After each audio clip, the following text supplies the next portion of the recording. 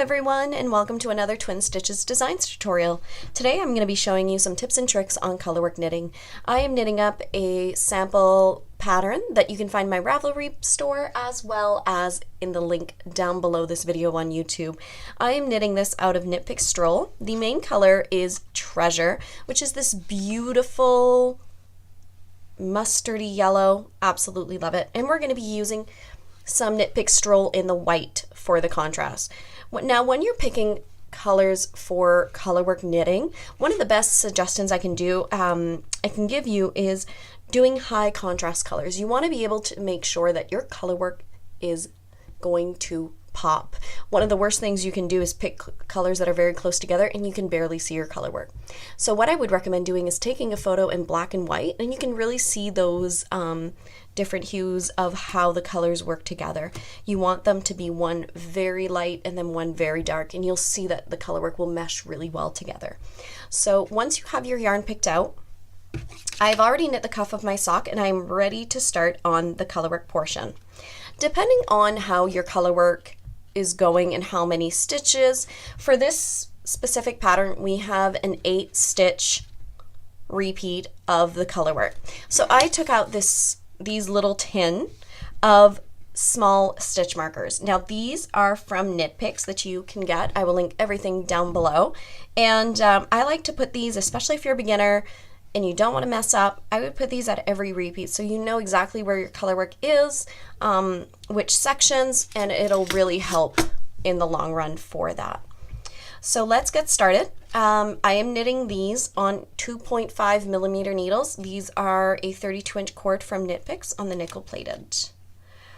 So when we read our chart, our first 3 stitches are going to be in our main color, and then we're going to knit 1 in our contrast color. So let me show you what this looks like. Give myself a little room. So we are going to knit 1, 2, and 3. We're going to go in to knit, and this is where we're going to attach our contrast color. If you've never attached a contrast color, it is very, very easy. All you're going to do is you're going to leave yourself a little bit of a tail, and making sure that needle is already in to knit, you pass that over as if you were knitting with a working yarn, but you're using this brand new yarn. You want to leave yourself a little bit of a tail because you're going to use that to weave it in later. So you tug them together and you're just going to knit. Now you see that you have that yarn. So we are going to continue our chart, and our chart has the next 3 stitches in our main color. So we're going to knit 1, 2, 3. We have our white again. Now when I'm going to go for my white, I'm going to make sure that I'm going to stretch these stitches before I put in my contrast color. This is going to allow the floats in the back of the work to be loose. You want those floats, these right here, oops, to be loose, because if this is tight, that means that your sock will be tight in your tension. You would rather be more loose than tight in your colorwork knitting, especially when it blocks out. I find colorwork really blocks out beautifully, and if you have these so tight together, you can see that that float would be so small, but having them really stretched out, you elongate that float to really help with your tension in the colorwork. So every time before you do a colorwork, stretch your stitches and then place it over. You would do this exact same thing if ever you're carrying a float. Now in this specific pattern, we're not carrying any floats, but if you were to carry a float, carrying a float just means that you are doing, I would recommend anything over 5 stitches of your main color. You would carry the white, your contrast color, behind you, and vice versa if you were doing a lot of the white and then you were carrying your main color. And this makes sure that your floats, and these are little floats, aren't too long. If they are over 5 stitches, your tension will be tight and it will make your colorwork kind of pucker a little bit and really not kind of nice and clean. Now what that would look like is that you would take the yarn that you are carrying and you twist it over the other yarn. So you're just going to take that yarn and twist it together. Now what that happens is as you knit, you are carrying that yarn. So that's why it's called you're carrying your yarn and floats. So this ensures that your tension is accurate. So I'm going to undo that because we don't need that. And now we're going to continue in the chart. So we have the 1, 2, 3, 4, 5, 6, 7, 8 stitches. Now what I mentioned about at the beginning is that this one was an 8 stitch count. So we are going to put a little marker here so that we know that this was the first repeat of our color work. I'm going to continue on knitting our chart. So we have three stitches in our main color. 1, 2, 3. And then we are about to knit our contrast color. So what we're going to do is we're going to tug those stitches. We're going to take that yarn and knit. We have 3 in our main color, and then we're going to tug that yarn again and knit in our contrast color. So as we can see here, we've done the chart repeat one more time. So we have 1, 2, 3, 4, 5, 6, 7, 8 stitches. We're going to place our other marker. You're going to continue doing this all the way around. So we're going to continue here, knitting 1, 2, 3. Tug your stitches, knit, and then we're going to continue.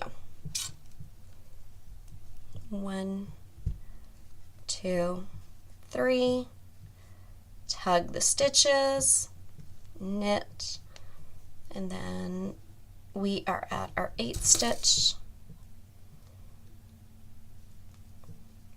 We're going to go 1, 2, 3, tug, and knit with our contrast color.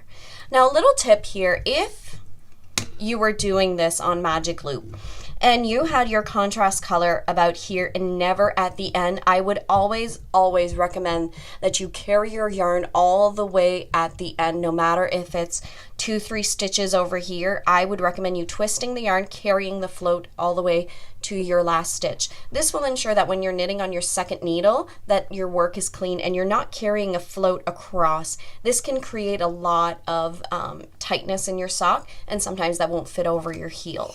So that's a tip there that I would highly recommend that you would do. So we are going to continue the exact same thing on the other side. We finished 3 over here, so we're going to do up a little bit more.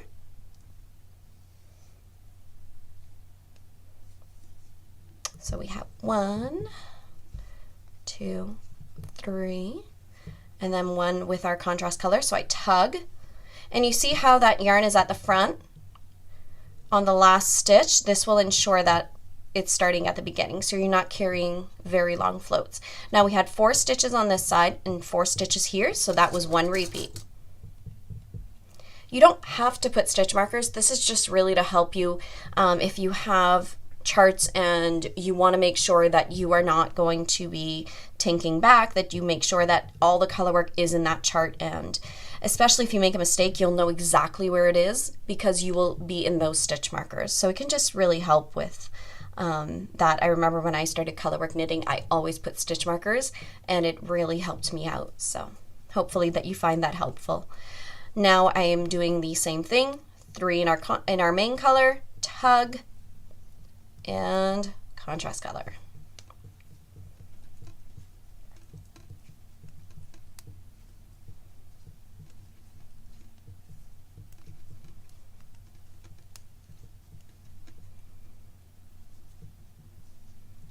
Oh, I forgot to put a marker.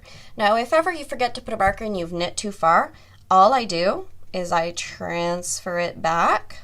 Now I'm at where I would put a marker, put my marker, and then transfer them back purlwise. You don't twist your stitches, and you are all set. So let's tug our knitting, knit with our contrast, and keep going. Tug, knit, we're going to put the marker. Now, obviously, at your last 8 stitches, you will not be able to put a marker, and that is okay because you know that once you finish the needle, you've finished your repeat. So there's no problem there. I would definitely not put a marker here just because it would, you know, go off on your needles, but you should know that that would be your last stitches on that needle. So we're going to go back with our 1, 2, 3, tug, and the contrast.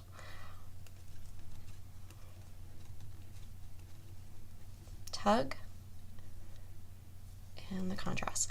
This also as well on both needles, I would recommend that you carry the float all the way to the end so that both sides have that. So if you are not doing your color work at the end, carry that float, bring it there so that you are starting both yarns at the same area. So we've just finished our first round of the chart, and it should look something like this. You will notice that you have a tail with your contrast color. All I do is I make sure I tug, and then I just put it in the work. So I want to make sure that, you know, by accident I don't knit with this, because I've done that before. Then I've had to take back, and that's not fun. So I always make sure that I put it in here in the work so that I won't confuse it with that working yarn. Now we are going to go in for our second round. Our second round says that we're going to knit 1 in our main color, 1 in our contrast, 1 in our main, 1 in our contrast, 1 in our main, 1 in our contrast, and then 2 contrast. So it looks something like this. We'll knit 1 in the main, 1 in the contrast.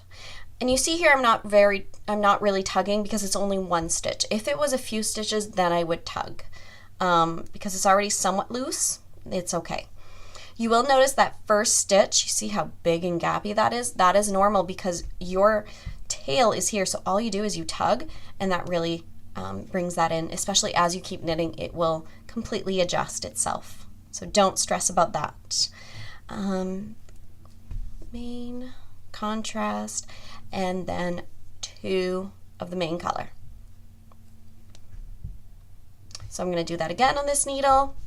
We do the main color. So you see here we've done 3 of this main color, so I'm going to tug those when I'm going for my contrast, just because there's a few stitches and I want that float to be nice and long. Go contrast, contrast.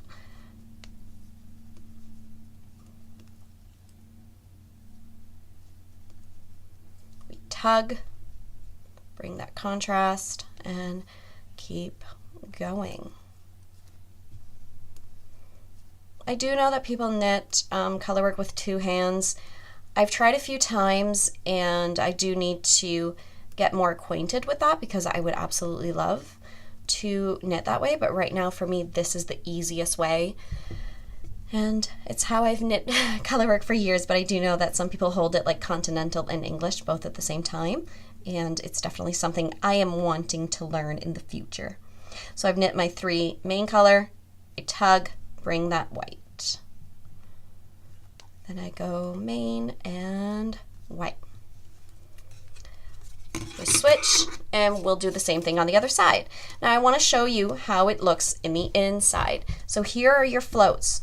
You see that they're not very long, only over the 3 stitches, and that's it. If we were to do over 5, then we would twist the work and really carry those floats. You can also see, I'm going to take them to the, you can also see how much I can stretch my knitting. This is color work, and it's stretched out completely. This is why we make sure that we tug on those stitches to really allow that stretch. If you were not to tug those stitches, your floats would be so tight that you would not be able to stretch out your knitting this much. So I hope that this tutorial was helpful for you all. If you have any questions on colorwork knitting, please put them below. Send me an email. I will be linking the pattern that this chart is with. Appreciate all of your love and support. So as always, everyone, happy knitting.